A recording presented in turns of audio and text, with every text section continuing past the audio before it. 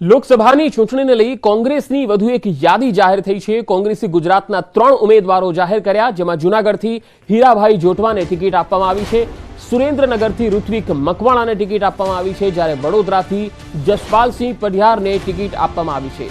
ગઈકાલે મોડી રાત્રે કોંગ્રેસે આ યાદી જાહેર કરી હતી, જેમાં ગુજરાતના 3 બેઠક પર ઉમેદવાર જાહેર થયા છે। જૂનાગઢથી હીરાભાઈ જોટવા, સુરેન્દ્રનગરથી ઋત્વિક મકવાણા અને વડોદરાથી જસપાલસિંહ પઢિયાર।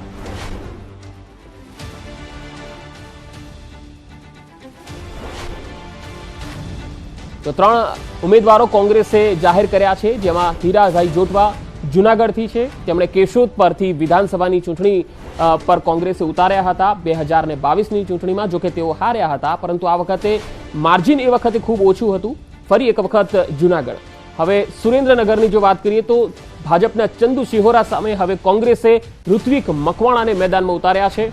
તો જૂનાગઢમાં રાજેશ ચુડાસમા ભાજપના ઉમેદવાર છે, તેમની સામે હીરાભાઈ જોટવાને મેદાનમાં ઉતાર્યા છે। તો વડોદરાની વાત કરીએ તો હેમાંગ જોશી સામે જસપાલ પઢિયારને કોંગ્રેસે મેદાનમાં ઉતાર્યા છે।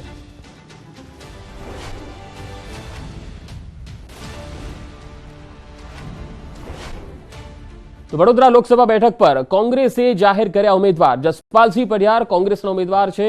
જસપાલસિંહ અગાઉ પાદરા વિધાનસભાના ધારાસભ્ય હતા, હાલ જિલ્લા કોંગ્રેસ પ્રમુખની સંભાળે છે જવાબદારી। ક્ષત્રિય સમાજનો ચહેરો અને યુવા આગેવાનને કોંગ્રેસે મેદાનમાં ઉતાર્યા।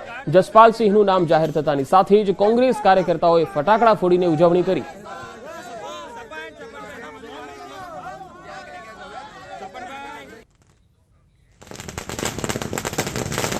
એટલે કંઈક ને કંઈક રીતે ઘણી બધા જે મુદ્દાઓ ટીપીની બાબતના મુદ્દા હોય, પાણીની બાબતના મુદ્દા હોય કે રસ્તાની બાબતના મુદ્દા હોય, આ તમામ મુદ્દાઓ લઈને વડોદરા શહેરની જનતા હોય કે વાઘોડિયા સાવલીની જે જનતા છે એમની સમક્ષ અમે જઈશું। ત્યારે કોઈ પણ સમાજ માટે ટીકા અથવા તો ટિપ્પણી કરવી અને તે પણ આટલી અભદ્ર ભાષામાં એ ક્યારે પણ ચલાવી લેવામાં નહીં આવે।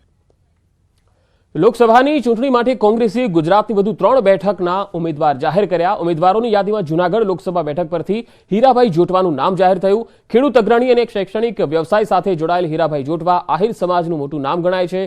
હીરાભાઈનું નામ જાહેર થતાં તેમના સમર્થકોમાં ખુશીનો માહોલ છવાઈ ગયો, ફટાકડા ફોડીને ઉજવણી કરી। સાથે જ હીરા જોટવાએ પણ કોંગ્રેસને જંગી જીતનો વિશ્વાસ વ્યક્ત કર્યો। અગાઉની 2 ચૂંટણીમાં કોંગ્રેસે કોળી અગ્રણી પુંજાભાઈ વંશને ટિકિટ આપી હતી, ત્યારે આ વખતે આહિર નેતાને મેદાનમાં ઉતાર્યા છે। આપણે જણાવી દઈએ કે ભાજપે જૂનાગઢ બેઠક પરથી આ વખતે રાજેશ ચુડાસમાને મેદાનમાં ઉતાર્યા છે।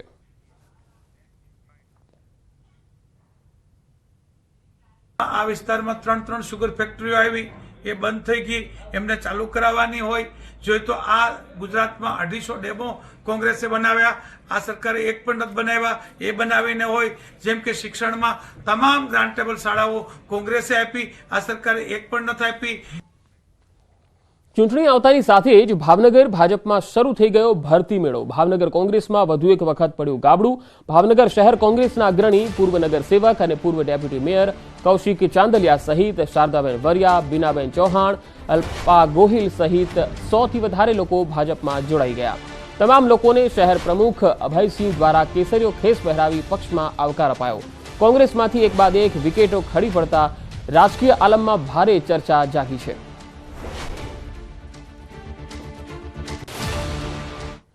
તો મહેસાણામાં ઊંઝામાં આમ આદમી પાર્ટીમાં ગાબડું પડ્યું છે। ગત વિધાનસભાના ઊંઝા આમ આદમી પાર્ટીના ઉમેદવાર ભાજપમાં જોડાઈ ગયા। ઉર્વિશ પટેલ મહેસાણા ખાતે કેસરીયો ધારણ કર્યો।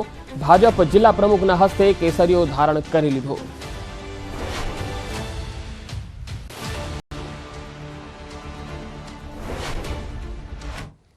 તો ખેડાની વાત કરીએ, ખેડા લોકસભા ભાજપનું બૂથ પ્રમુખ સંમેલન યોજાયું। પ્રદેશ અધ્યક્ષ CR પાટીલના અધ્યક્ષ સ્થાને 7 વિધાનસભામાંના બૂથ પ્રમુખો રહ્યા ઉપસ્થિત। તો પાટીલ સહિત નરહરી અમીન, ગોરધનભાઈ ઝડફિયા, જયેન્દ્રસિંહ ચૌહાણ, ખેડા લોકસભા ઉમેદવાર દેવુસિંહ ચૌહાણ અને 7 વિધાનસભાના ધારાસભ્યો સાથે જિલ્લા પ્રમુખ હાજર રહ્યા। પાટીલે હુંકાર કર્યો કે આ વખતે પણ 5 લાખથી વધુની લીડથી ગુજરાતની 26 બેઠકો જીતવાની છે। તો કોંગ્રેસના ઉમેદવારોની ડિપોઝિટ પાછી ન મળવી જોઈએ તેવું પણ કહ્યું। સાથોસાથ તમામ કાર્યકર્તાઓ અને આગેવાનોનો જુસ્સો પણ વધાર્યો। થોડાક મત વધારો, હજુ લીડ વધારો। આજે તમને મળ્યા પછી તમારો જે જુસ્સો હતો ને, એક વિધાનસભાના કાર્યકર્તાઓ જે રીતે સૂત્ર પોકારતા હતા, એટલે મને લાગ્યું કે હવે આ કોંગ્રેસના ઉમેદવારની ડિપોઝિટ તો જમા કરવી જ પડે. 2019માં કપડવંજ અને કઠલાલ નગરપાલિકા આપણી પાસે નથી, જે આજે 2024માં આપણી પાસે છે. પેજ સમિતિના આયોજન પછી 2019માં મૌધા અને કપડવંજ બે વિધાનસભા આપણી પાસે નથી, જે બંને વિધાનસભા 156 પૈકી આપણી પાસે છે. તો છોટાઉદેપુરમાં કોંગ્રેસ ઉમેદવાર સુખરામ રાઠવાએ પ્રચારની શરૂઆત કરી દીધી છે. ધંગોડા જિલ્લા પંચાયતના તળાવ ફળિયામાં કોંગ્રેસની બેઠક યોજાઈ, જેમાં પક્ષના આગેવાનો અને કાર્યકર્તાઓએ ઢોલ નગારા સાથે સુખરામ રાઠવાનું સ્વાગત કર્યું. બેઠકમાં કોંગ્રેસ સાથે આપના કાર્યકર્તાઓ મોટી સંખ્યામાં ઉપસ્થિત રહ્યા. કાર્યકર્તાઓને સંબોધન દરમિયાન સુખરામ રાઠવાએ જીતનો વિશ્વાસ વ્યક્ત કર્યો.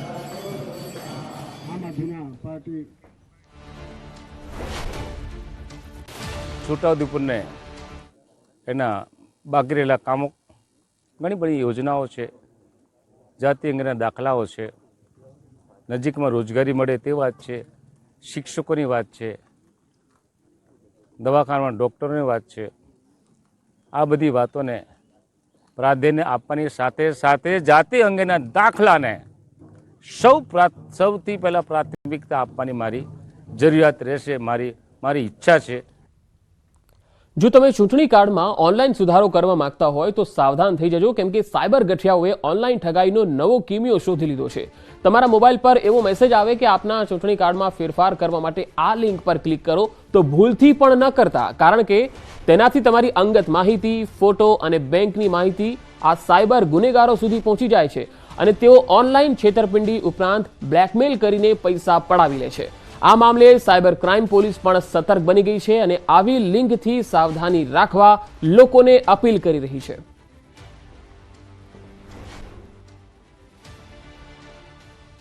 વોટર અપડેશન રિલેટેડ આપની કોઈ બી એક્ટિવિટી હોય તો જો ઇલેક્શન કમિશનનું અધિકૃત વેબસાઇટ છે, જે નેશનલ વોટર સર્વિસ પોર્ટલ છે nvsp.in, અને એક બીજું છે voters.eci.gov.in, એ જે ગવર્મેન્ટ ડોમેન છે ત્યાં જ આપની કોઈ બી એક્ટિવિટી કરવી, અને અથવા તો આપના નજીકના જે વોટર સર્વિસ સેન્ટર હોય ત્યાં જઈને કોઈ અપડેશન માટે કરવું. આવી કોઈ અનધિકૃત વેબસાઇટ અને જે આપની પર્સનલ ઇન્ફોર્મેશન માંગતા હોય છે, જેમ કે આધાર કાર્ડની જેની જરૂર નથી, એવી કોઈ આવે તો ત્યાં આપની કોઈ પર્સનલ ઇન્ફોર્મેશન પ્રોવાઈડ ન કરવી.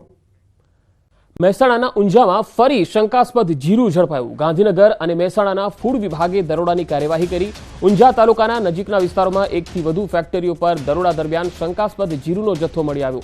કેટલીક ફેક્ટરીમાં ભેળસેળયુક્ત નકલી જીરું મળી આવતા જથ્થો સીલ કરવામાં આવ્યો. સાથે જ ફેક્ટરી સામે પણ કાર્યવાહી હાથ ધરાઈ.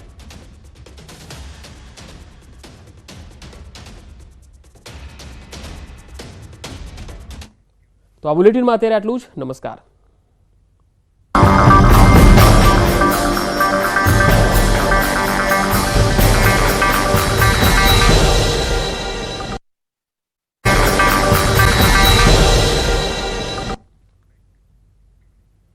બ્રેક બાદ સમાચારોમાં આગળ વધીએ. અમદાવાદમાં સુએજ ટ્રીટમેન્ટ પ્લાન્ટની કાર્યક્ષમતાને લઈને વિવાદ ઉભો થયો છે. મનપા સંચાલિત સુએજ ટ્રીટમેન્ટ પ્લાન્ટ ક્ષમતા પ્રમાણે કામ ન કરતું હોવાનો આક્ષેપ વિપક્ષે કર્યો. વિપક્ષના સવાલ પર સ્ટેન્ડિંગ કમિટી ચેરમેને જવાબ આપ્યો. ચેરમેનનું કહેવું છે કે વિપક્ષ પાસે હાલ કોઈ મુદ્દો નથી, એટલા માટે જ સવાલ ઉઠાવે છે. સાબરમતીમાં નર્મદા અને ટ્રીટ કરેલા પાણી સિવાય કોઈ પાણી છોડાતું નથી.